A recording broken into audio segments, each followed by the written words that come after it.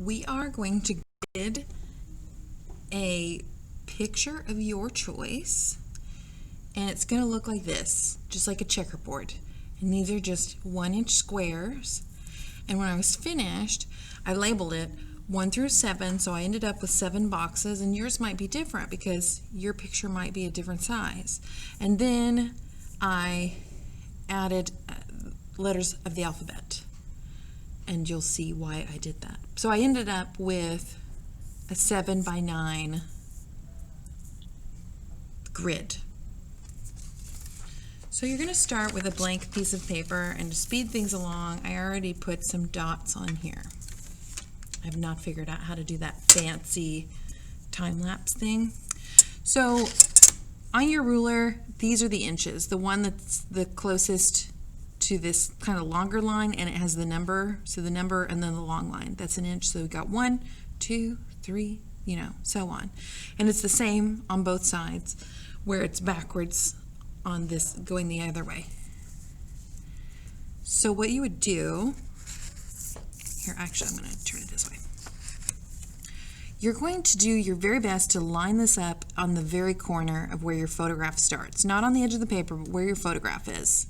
So from here to here is 1 inch. So I'm going to make I'm going to call it a tick mark.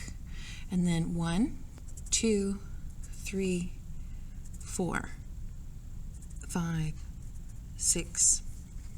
Pro tip, don't rotate your ruler. Don't do anything else to your ruler. Just pull that down to the end of your paper. And do your best to line it up right here on the very edge of your picture, and you would do your little marks. And you can see I already did that to speed it up. And now you're going to connect them. I'm going to turn this sideways just so you can see it in frame.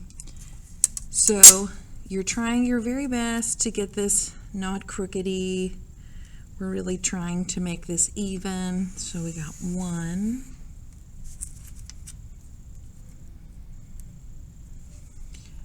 2. On your printed photo that's on computer paper, you are allowed to use Sharpie if that's easier for you to see.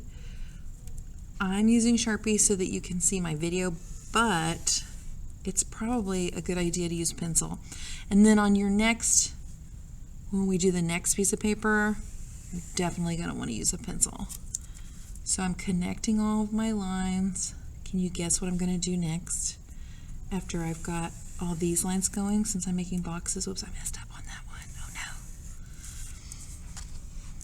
Right? You see, you guessed it. It's going to be going the other way.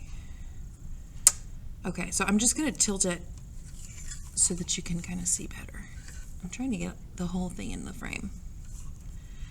So again, the ruler lines up at the very tippy top of my picture, and then I go 1, and you might want to make sure that it's on there really straight.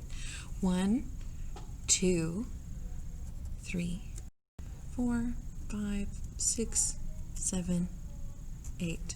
Again, pro tip, don't rotate your ruler. Just take it as is, move it over, line it up nicely, and then 1, 2, 3, 4, 5, 6, blah, blah, blah, blah. Okay? Then what am I going to do? Right, I'm going to connect these. See, you're already figuring it out. You're so smart. So we're going to do our best to keep these even.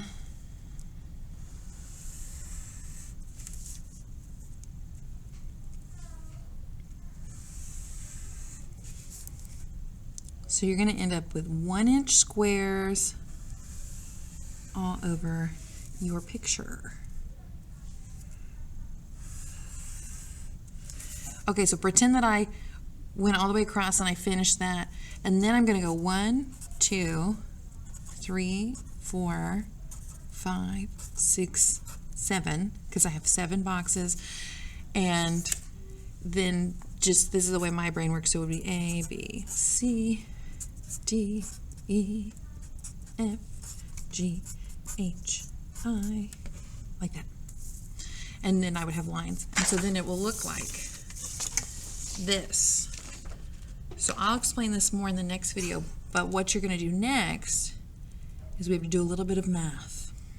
So your picture goes 7 squares by 9 squares. So we have 7 by 9. So you have to double that. So what's 7 times 2? 14. What's 9 times 2? 18. And you might ask, well, why are we doing that? Well, because if we were just doing our picture exactly this size, it would have been easier to just trace it.